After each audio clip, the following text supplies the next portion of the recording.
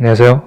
블랙입니다. 많은 사람들이 2007년 말 서브프라임 경제위기 이후 다음 경제위기는 중국에서 온다고 하죠. 하지만 경제위기는 말처럼 쉽게 오지 않습니다. 모두 다 예상하는 중국발 경제위기는 과연 올까요? 이번 영상에서 중국 경제의 현 상황을 확실하게 진단드리고 경제위기 여부를 체크해 보겠습니다. 어느덧 구독자가 300명이 됐는데요. 정말 감사드립니다. 영상 시청하시기 전에 좋아요, 구독, 알림 설정까지 부탁드리겠습니다. 중국은 2007년 말 서브프라임 경제위기를 아주 잘 극복한 나라 중 하나로 꼽히고 있습니다. 금융위기 전 GDP 상승률이 14%대 육박했던 경제 강국이었지만 금융위기 이후에 GDP 상승률이 6%대로 급락했습니다. 이웃 나라인 우리 대한민국은 금융위기 이후 GDP 상승률이 마이너스로 돌아섰는데요. 어떻게 중국은 꾸준히 경제 상승을 유지할 수 있었을까요? 중국은 GDP 상승률 관점에서만 보면 꾸준히 상승을 유지했다고 볼 수 있었지만 서브프라임 당시 중국의 주가 및 부동산 지수는 급락하였습니다. 당시 중국 상해지수가 1년 만에 1000포인트 급락하면서 시장의 공포감을 유발시켰습니다. 그래서 중국은 위기 대응 차원에서 4조 위안이라는 막대한 돈을 풀어서 경기를 부양시켰습니다. 많은 나라에서 시행하는 것처럼 중국도 철도, 도로, 항만 같은 인프라 사업, 각종 보조금 지원, 세제 혜택 등등을 제공하였습니다. 그 결과 중국의 GDP 상승률이 2010년에는 다시 10%대를 회복하기도 했습니다. 하지만 4조 위안, 당시 환율로 800조 원에 이르는 대부분의 돈은 부채였습니다. 당장 경기를 살리는 데는 성공하였지만 엄청난 버블을 형성하였습니다. 일종의 빚을 통해 성장을 한 셈이죠. 중국은 정부와 가계부채 비율에 비해 기업 부채 비율이 매우 높습니다. 정부와 가계부채 비율은 GDP 대비 50% 수준을 유지하고 있지만 2016년을 기준으로 중국의 GDP 대비 기업 부채 비율은 160%대로 다른 나라에 비해 압도적으로 높습니다. 이렇게 높은 부채 비율을 두고 중국 정부에서는 많은 고민을 하였습니다. 2016년, 17년도 그 당시 중국 정부는 어떤 정책을 펼쳤을까요?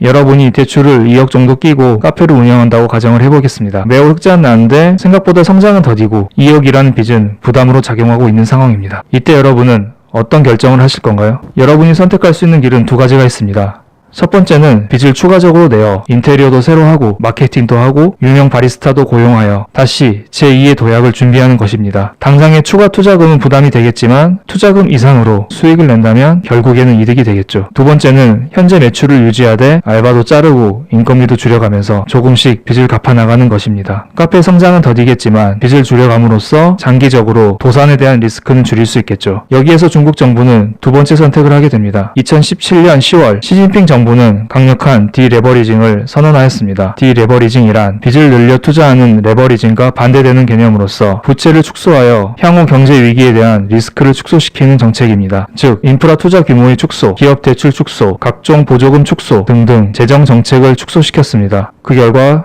시장의 유동성이 축소되면서 도산하는 부실한 중소민영 기업이 늘어나기 시작하였습니다. 이에 따라 GDP 성장률도 점점 하락하면서 경기 둔화에 대한 우려가 시작되고 있었습니다. 다음은 디레버리징이 본격화된 2017년도부터 2018년 말까지 중국의 제조 PMI 지수입니다. PMI 지수가 50 이상이면 경기 확장 국면, 50 이하이면 경기 위축 국면을 의미합니다. 2017년 고점을 기록한 이후 지속적으로 하락하다가 18년 12월에는 49.4, 19년 1월에는 49.5, 2월은 49.2 등등 3개월 연속 50을 넘지 못하면서 경기 둔화 우려를 부추겼습니다. 때마침 18년도 들어 미중 무역 전쟁도 본격화되면서 중국 경제는 심각한 하방 압력에 직면하게 됐습니다. 많은 분들이 미중 무역 전쟁으로 인하여 중국의 경기 둔화가 시작된 것으로 알고 있지만 무역 전쟁은 경기 둔화의 원인 중 하나에 불과합니다. 근본적인 원인은 시진핑 정부의 디레버리징 정책에 있다고 볼 수 있습니다. 중국 내부에서도 중국 정부가 경제 성장을 등한시하고 강력한 디레버리징 정책으로 리스크 관리만 신경 쓴다면 더 큰 리스크가 올 수 있다는 우려의 목소리가 점점 커지고 있는 상황입니다. 19년 1월 알리바바의 마인 회장은 정부가 추가적인 감세 정책을 펼치고 재정을 확대해야 된다고 공개적으로 시진핑 정부를 비판하기도 했습니다. 이런 여러 가지 상황 속에서 중국은 18년도 들어 은행권의 지준율을 인하하면서 시장의 유동성을 공급하기 시작하였고 본격적으로 19년 3월에 열린 양회에서 2조 1,500억 위안 규모의 인프라 투자와 2조 위안 규모의 감세 정책을 통하여 경기 부양에 나서겠다는 의지를 보였습니다. 이런 금액은 2008년에 풀었던 4조 위안과 비슷한 금액입니다. 19년 3월 양회에서 나온 경기 부양 정책은 뻔한 정책이니 따로 설명드리진 않겠습니다. 제가 시간이 되면 따로 영상으로 제작을 해드리겠습니다. 다들 아시다시피 인프라 투자, 세금 지원, 보조금 지원 등등으로 돈을 푸는 것이죠. 어쨌든 시진핑 정부는 경기 부양을 위해 작정하고 돈을 풀기 시작했습니다. 이로 인해 중국 제조업 PMI 지수는 19년 3월부터 경기 확장 국면을 의미하는 50 이상으로 올라가기 시작하였고 중국 수출 증가율은 오랜만에 전년 동기 대비해서 18.7%나 증가하는 모습을 보여줬습니다. 중국 3월 수출이 큰 폭으로 증가한 것은 2월 장기 춘절 연휴 때 밀려있던 물량이 한꺼번에 수출된 것이라고 하는데 작년에는 춘절이 없었나요? 어쨌든 이러한 경제 지표는 회복세에 접어들었고 제조업 PMI 지수, 중국의 수출 증가율 이런 것들은 꾸준히 지켜보면서 중국 경기의 회복 여부를 체크할 필요성은 있습니다.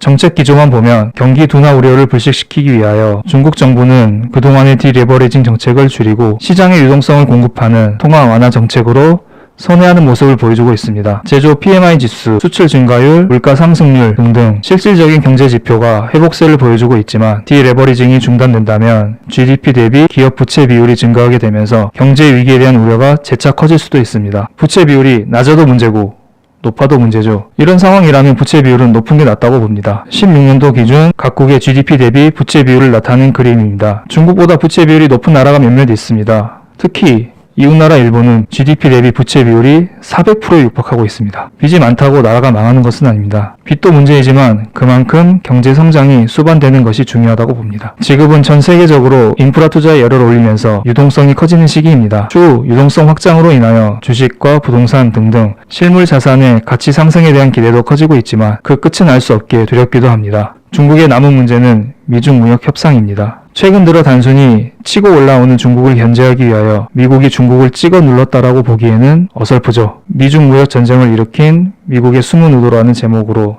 다음 영상에서 찾아뵙겠습니다. 감사합니다.